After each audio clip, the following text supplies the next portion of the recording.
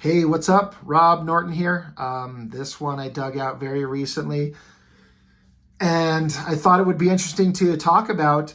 But then I thought about maybe I shouldn't because I'm not sure what I have to add to the conversation. In that, it what's interesting about this book for anyone who doesn't know, if you look at this cover, and you were reading comics in the this I just looked. It was printed in '92, so I was like 15 years old.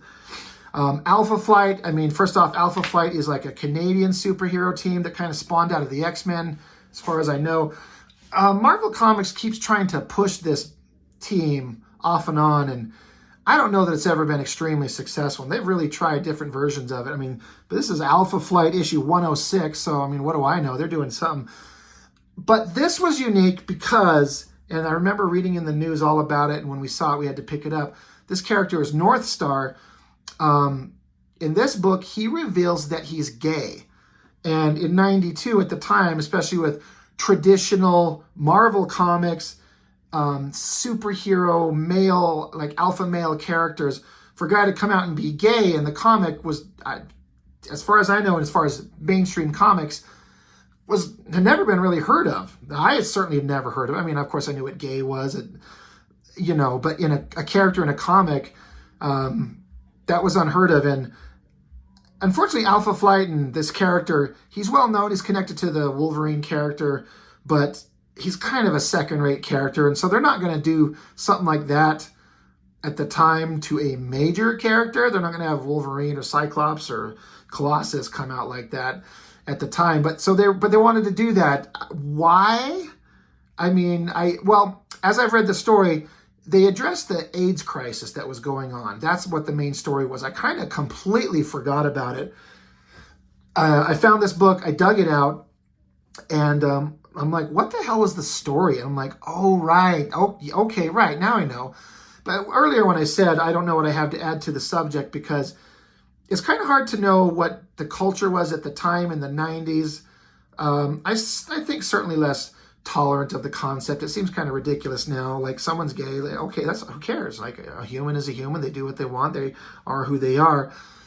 But at the time, it was a little bit less, I don't know, okay in a way. And that sounds terrible, but it is what it is. Not that it wasn't okay, but I don't know. Anybody who's of my age, like I said, I'm in my mid 40s. When you were a kid in the 90s, it was just less mainstream, for lack of a better word. So a comic like that, I'm like, what do I have to say about it? I don't have anything to say. The idea that I'm more interested in is the comic good? Is it well written? Is it interesting? I think it did okay, actually. It has an interesting thing. I think the big problem is they found the worst artist to tell this story. Mark Pacella, whether you can see that right there, he was like a Rob Liefeld second-rate, third-rate version of Rob Liefeld. And if you watch my videos, you know I've kind of got some issues with the way Liefeld does a lot of his artwork.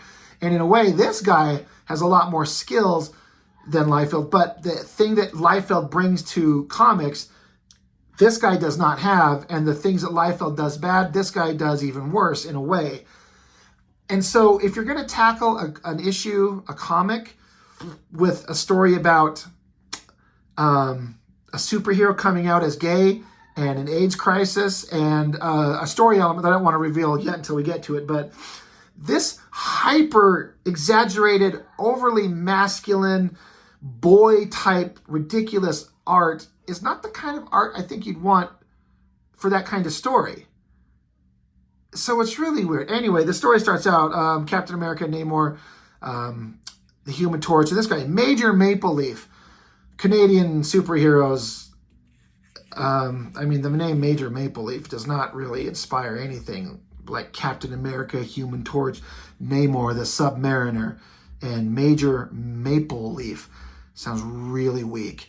But anyway, this guy, I think there's something about, this is them in World War II, yeah, and how he used to fight along those characters. That's specific with those other three characters in that era they were all about.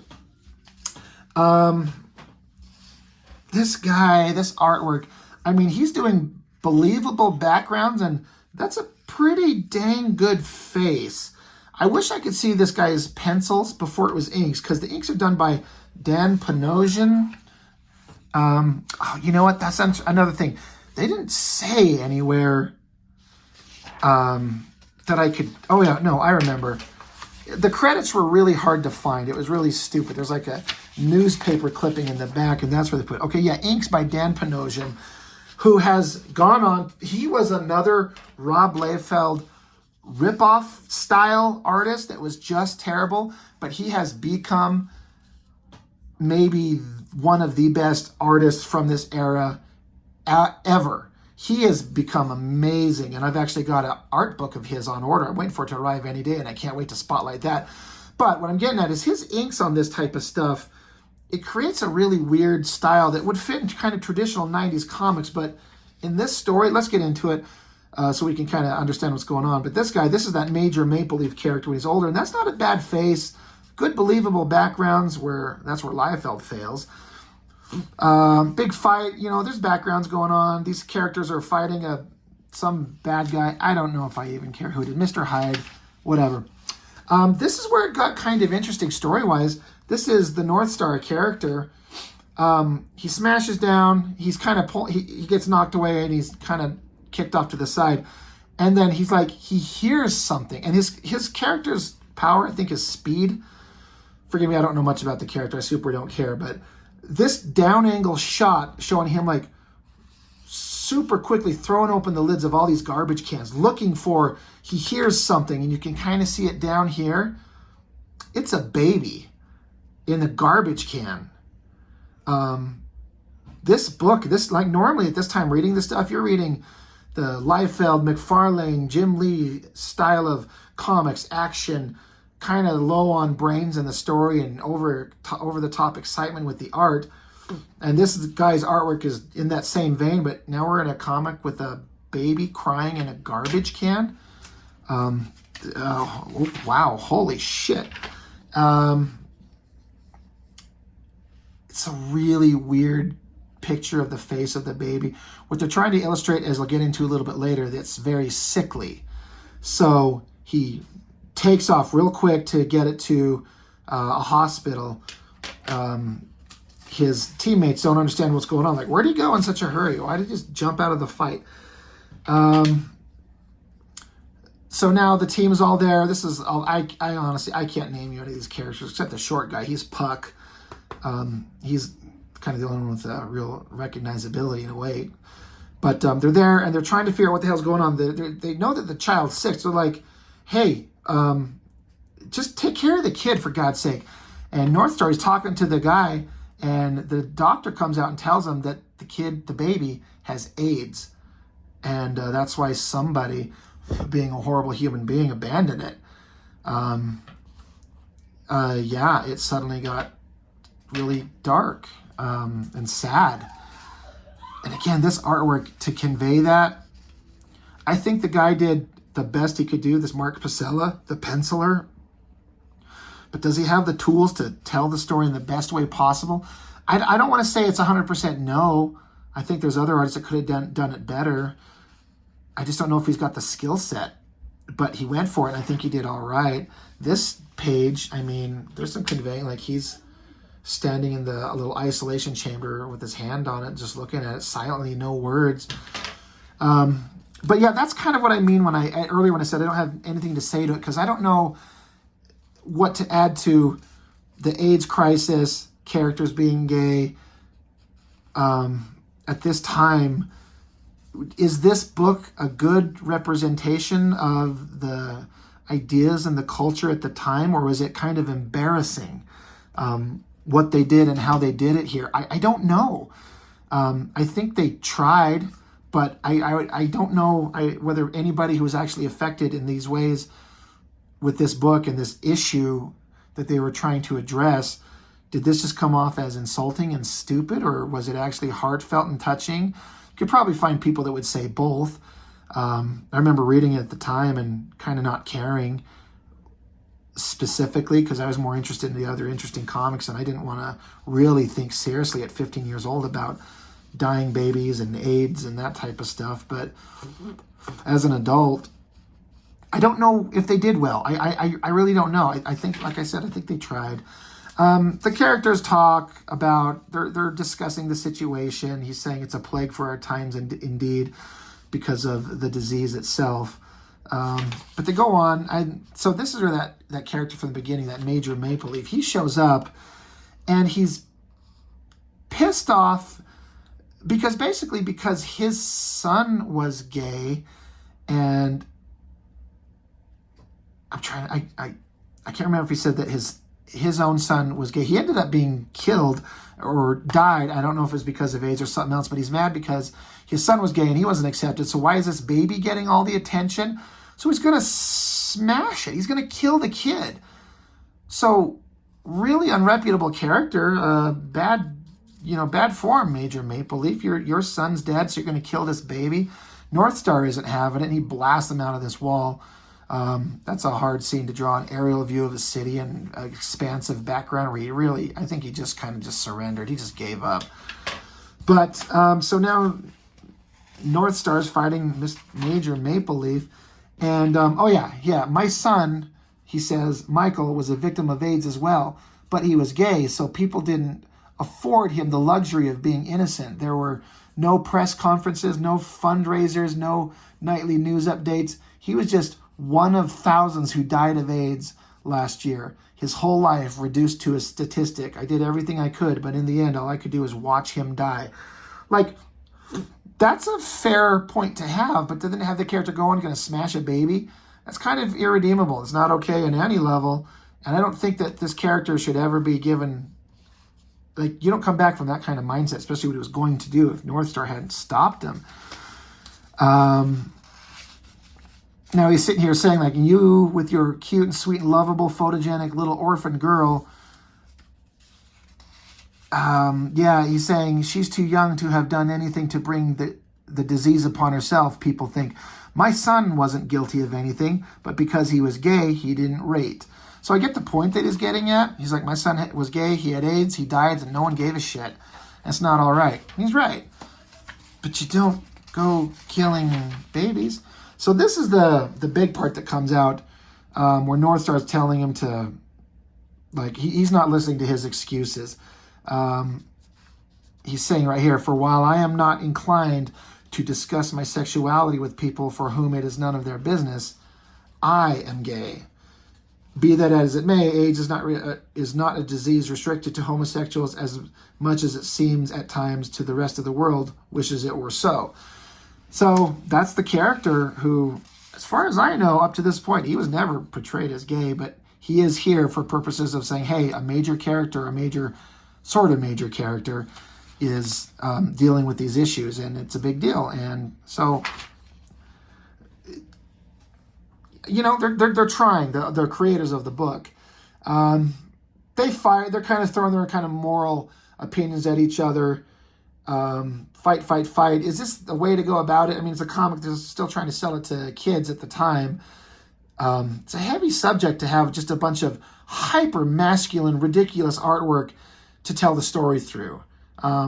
This panel was interesting because, again, he's a fast character, this Northstar, all these fists showing it, he's punching him multiple times, and that's what puts him down. And he says here, Northstar, he says, it is past time that people started talking about AIDS and its victims, those who die and those of us left behind. People need to start talking about it. That's what they get at. But now they're like holding each other. Like, I understand your pain. I understand the guilt that you're feeling. I get you. He was about to kill the kid. That's not okay. More of the other characters talking about it. They're wondering if humanity is all it's cracked up to be when there's really horrible things going on in the way people react. Nothing really changes in history. And this scene, they're saying she's dying. There's nothing more we can do. So he has to hold the baby. And he says, may he keep you in love and love you in the hereafter as much as I will miss you here in life. Sleep well, Joanne is the name they gave her. And, oh my gosh, why can't I turn these pages? And then this big guy who tried to kill the baby is saying, if it means anything at all, son, they're together. Michael is watching over her. It means everything, everything. So they're holding her, the baby dies. This is, I don't know, it's like the panel, the drawing. Does this ridiculous, over-the-top 90s artwork fit this subject matter? I don't know. I kind of think no. The artist, I mean, he is who he is. I wonder what he thought of this subject matter when he was given this project. It would actually be interesting to go look up if there's any kind of interviews on him or conversations that the artist had about it. But man, that is some ridiculous superhero artwork in the excesses of the worst trappings of the 90s comics in this kind of story. But then the character Northstar decides to announce it publicly that he is gay, and he's not going to hide it because it needs to be talked about. And here's where they list the credits for the comic book, written by Scott Lobdell. He's not the greatest writer. He's done some stuff that I thought was okay. But that's it. That's the end of the story. The baby dies. There's a conversation had about the difficult subject matter at the time.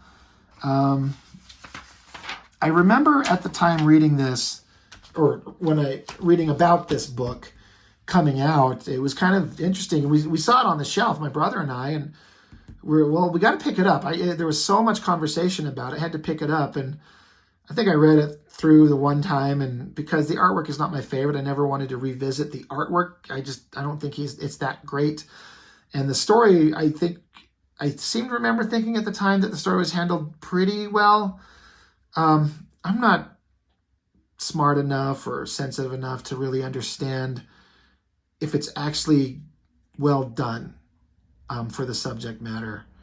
I don't know. So I never revisited it very much. I just had one. This is actually a second printing. It's not a first printing. At a time, there was a conversation about it being very like a collector's item for what they're doing, what they're revealing. Oh, it's Northstar coming out as gay. It's going to be a collector's item, which is irrelevant in the big conversation. But an interesting book. I think they really tried. I think the creators, the writer, and the artist were trying to say something, and I think they succeeded in some ways. I don't know if in the hands of some others if it would have hit better. Not bad. Anyway, this one I'd be very interested to know what anybody's opinions on it are. What do you think about it? Were you there at the time when it came out? And did it mean anything? Was it stupid? Was it good? Was it moving? Is it a waste of time? Is it an interesting artifact that deserves to be looked at? Leave a comment, say something. Let me know what you think about this if you have any conversation about it. That's all I've got for now. So thanks for watching, and I will catch you again later.